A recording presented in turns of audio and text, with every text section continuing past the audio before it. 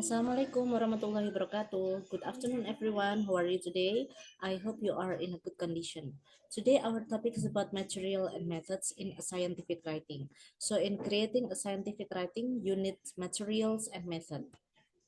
Let me share the screen. Hopefully, this PowerPoint slide presentation can be clearly seen.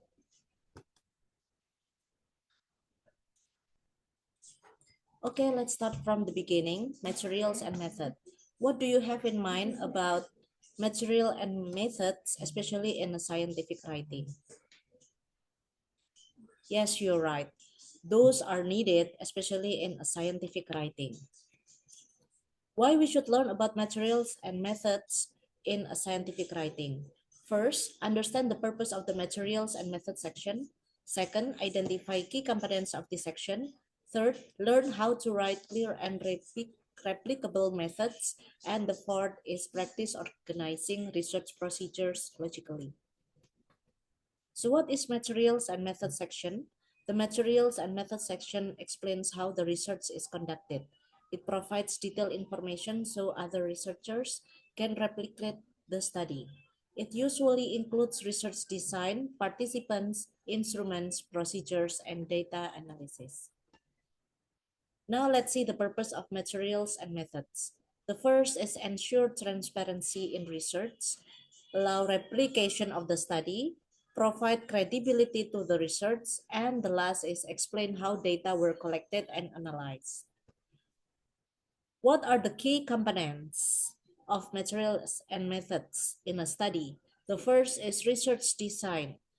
So how is the design of your research? It should be decided.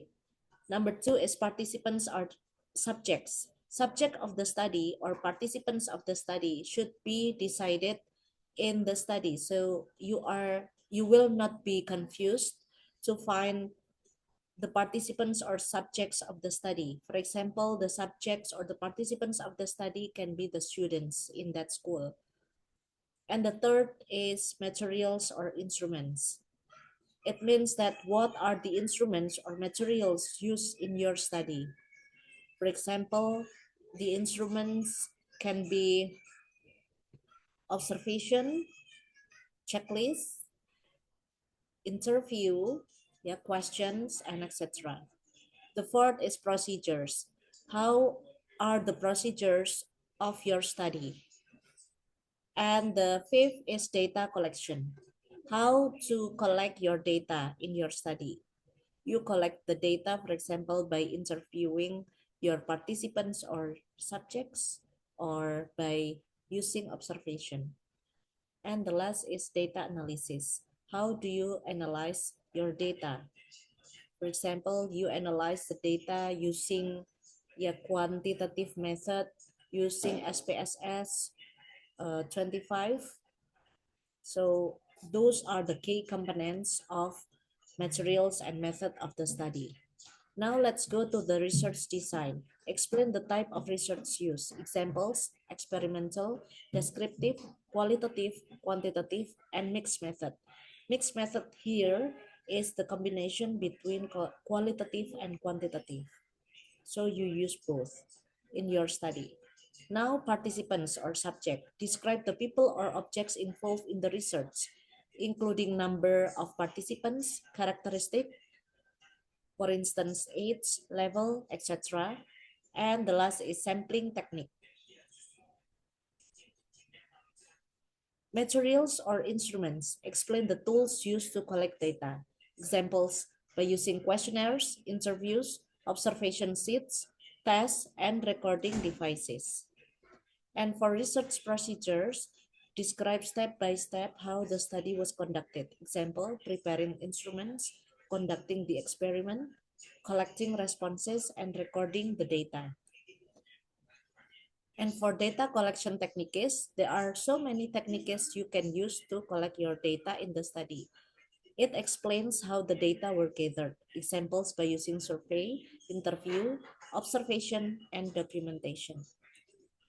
And for data analysis, explain how the collected data were analyzed. Examples, statistical analysis, thematic analysis, coding qualitative data, descriptive statistics.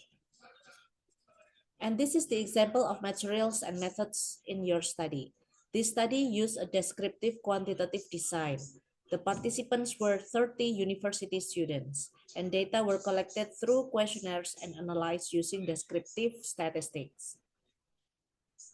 And tips for writing materials and methods. The first is it should be clear and detailed.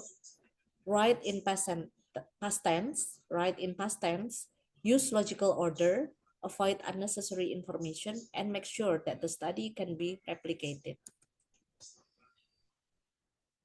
Okay, before going to conclusion, I have already provided the assignment about looking for the materials and method in your study.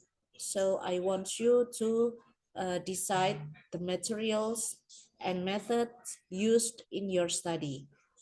And this will be the example, so you can use this, but you should find based on your study.